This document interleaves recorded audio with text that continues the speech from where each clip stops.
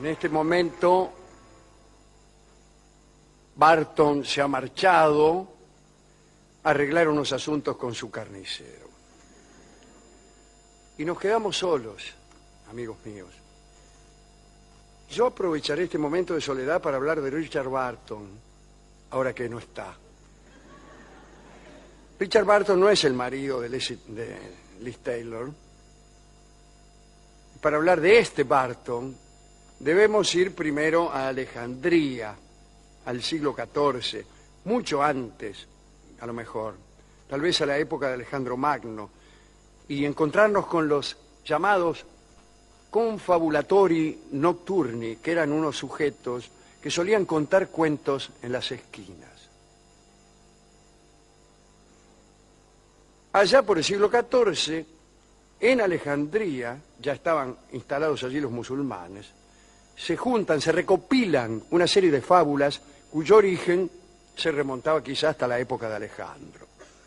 Estos cuentos venían de Persia, pero algunos venían del Asia Menor. Con todo eso se hizo un libro infinito, libro que no terminaba nunca, Alf Laila wa Laila, las 1001 noches, o las 1000 noches y una noche, o las noches arábigas, Arabian Nights. El título ya sugiere un libro infinito, porque decir 1000 noches y una noche es decir más de 1000, y 1000 es infinito. Bueno, el cónsul inglés, el capitán Richard Francis Barton, emprendió la traducción de las 1001 noches. Trataba, por cierto, de aniquilar a un traductor anterior, que era Edward Lane. Pero antes que él había estado un francés, Juan Antonio Galland, que tenía un asesor marmita. La traducción de Galland es rara. Para empezar, se dice que hay algunos cuentos de esa traducción que jamás estuvieron en el original. Y se trata, casualmente, de los cuentos más famosos, los más difundidos. Allí está, creo yo, Aladino y la lámpara maravillosa, está el cuento del príncipe Ahmed, no sé si Alí Baba y los 40 ladrones también. Estos cuentos parece que no estaban en la compilación original. Algunos de los más famosos comentaristas de las 1001 noches han conocido únicamente la traducción de Galland.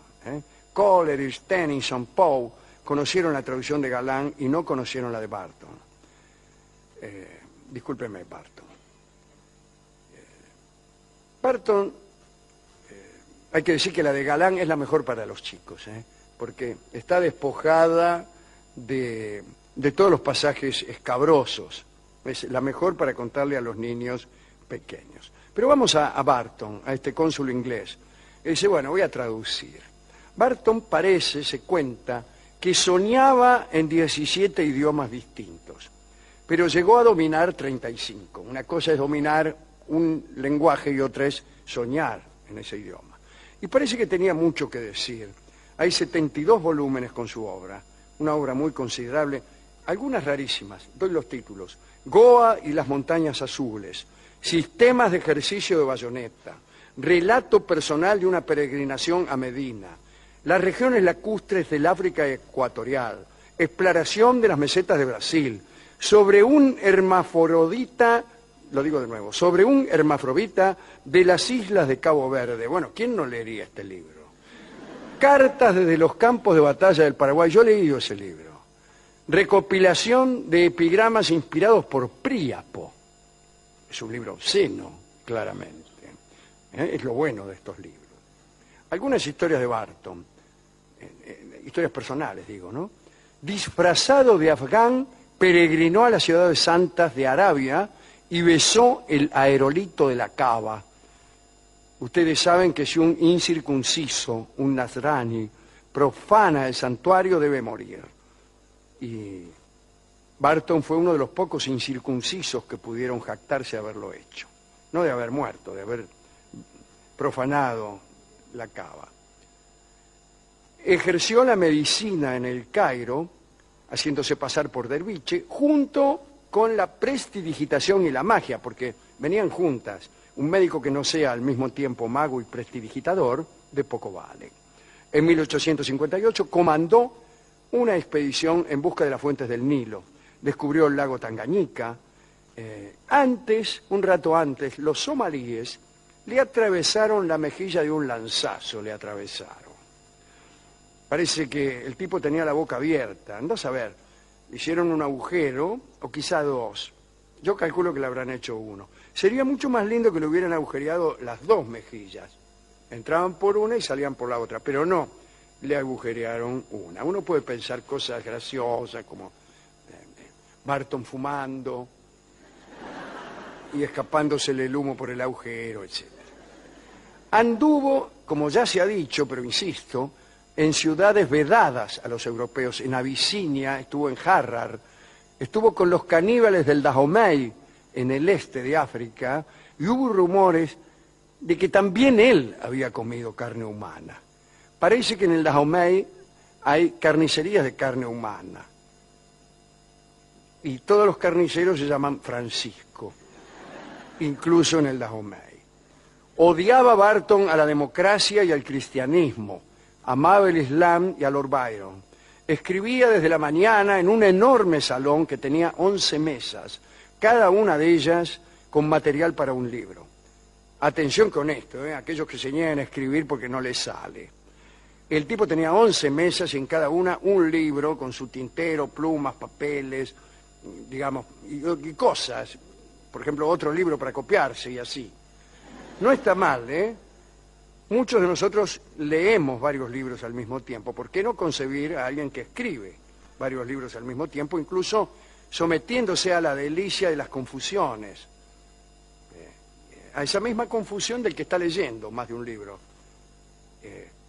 Uno puede estar leyendo a Kafka y a Héctor Gagliardi y se le mezclan el sapito con las cucarachas. Bueno, esta primera edición de esta traducción de las Noches Árabes, o la primera edición, porque él le puso Arabian Night, ¿no? Noches Árabes, fue limitada a 1000 suscriptores del Barton Club, con compromiso de no repetir esta edición. Hay reediciones de esto, pero siempre omiten pasajes. La edición tal como esa original no se repitió nunca. La última vez que hablamos de Barton, hicimos un comentario que me parece que vale la pena repetir, que es el diferente auditorio que iban a recibir las noches. Esta creo que es una idea de Edward Fitzgerald, aquel que tradujo, y según algunos inventó, a Omar Khayyam. Gracias a Fitzgerald se conocieron en Occidente los poemas de Omar Khayyam. Y Fitzgerald dijo, mucho mejor y antes, esto que voy a decir ahora.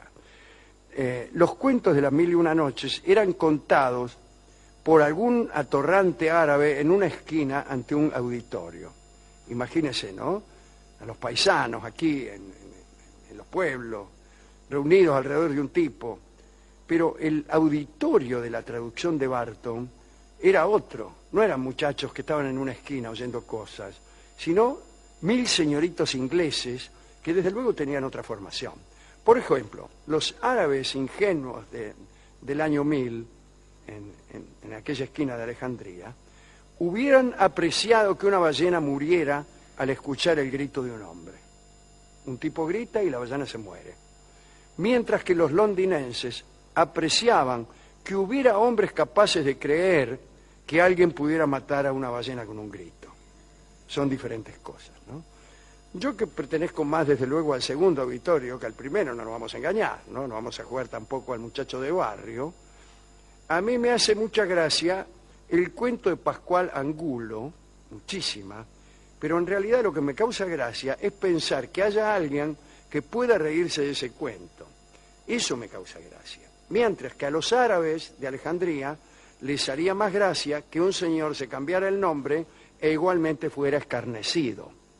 Tal es el argumento, no desdeñable, por cierto, del cuento de Pascual Angulo, que desde ya aclaro, no forma parte de la colección de las 1001 noches. Para que los lectores no se le fueran, porque el libro era muy extenso, y tal vez con el resultado de que igualmente se iban, Barton abundó en notas explicativas de las costumbres de los hombres islámicos, especialmente de las costumbres eróticas. y las notas al pie, yo creo que tienen tanto interés, si no más, que las noches. El primer ensayo de Barton había sido un informe sobre los prostíbulos de Bengala. Algunos temas de las notas. Defensa de los castigos corporales. Ejemplos del respeto islámico por el pan. Los pelos de las piernas de la reina Belkis. Teoría y práctica oriental de la ingratitud. El pelaje preferido de los ángeles, que como bien sabemos es el overo. Mitología de la secreta noche del poder. Diatriba contra el régimen democrático. Noticias de las partes pudendas del musulmán, que como saben ustedes, en el hombre van del ombligo a las rodillas y en la mujer de los pies a la cabeza. Ponderación del asado argentino. Molestias de la equitación cuando la cabalgadura es humana. Proyecto de cruzar mujeres con monos para lograr buenos proletarios. Estas son algunas de las notas de la traducción de Barton. Bueno, algunos le han achacado a Barton pobreza de estilo, ¿no? Las 1001 noches están llenas de unos diálogos, por ejemplo, que son más o menos así. Buenas tardes, dijo el derviche. ¿Cómo le va?, dijo el califa. Bien, dijo el derviche. Y cada vez es dijo, siempre es dijo. Littmann, Eno Littmann, que fue el otro traductor, un alemán, ¿no?, se acusaba de haber mentido para evitar eso en su traducción. Y todo lo que consiguió fue un catálogo de sinónimos. Declaró, manifestó, contestó, respondió, espetó, gritó, aulló, pensó, conjeturó, dudó. Y no sé si esto es enriquecer el idioma. Como bien nos dice Borges, a veces para evitar repeticiones se interna uno en regiones pantanosas. Y decía que los periodistas empezaban hablando del presidente, luego del ingeniero fulano, después del primer mandatario, del jefe de Estado, y así hasta que uno no sabía de quién demonios estaban hablando. Todo para no incurrir en repeticiones. Otro amigo de Santos Lugares decía que hay gente que escribía 3 páginas de más con tal de no repetir un qué. Bueno, hay que dejarse de jorobar, ¿no? Yo creo que hay méritos suficientes en nuestro amigo Richard Barton para merecer nuestro más caluroso homenaje, por esa extravagancia del pensamiento, por esa desmesura de la creación. Hay una noche, en las 1001 noches, que hemos mencionado muchas veces. Es la noche 616, donde Sherazad le cuenta al rey, entre tantos cuentos que le ha venido contando, su propio cuento. Le cuenta: había un rey que mataba cada noche a su amante. Bueno, cuenta la propia historia del rey y de quién la está contando en la colección de cuentos. Fíjese hasta dónde llega esta consecuencia, que es que si fuera absolutamente rigurosa en ese contar, el libro no acabaría nunca, porque tendrían que contarlo del siguiente modo. Noche 616. Había un rey que mataba a sus esposas después de amarlas. Una de ellas, para evitarlo, comenzó a contarle cuentos. La primera noche le contó este, la segunda este, la tercera este, etc. Y repite todos los cuentos. En la noche 616 le contó un cuento que decía así: había un rey que mataba a sus esposas después de amarlas. Una de ellas, para evitarlo, comenzó a contarle cuentos. El primero decía. Quiere decir que el libro se torna en un libro eterno. Y la única manera de salir del eterno retorno es detenerse. Detenerse y terminar el relato en la noche 615, es decir, en la noche anterior, the night before.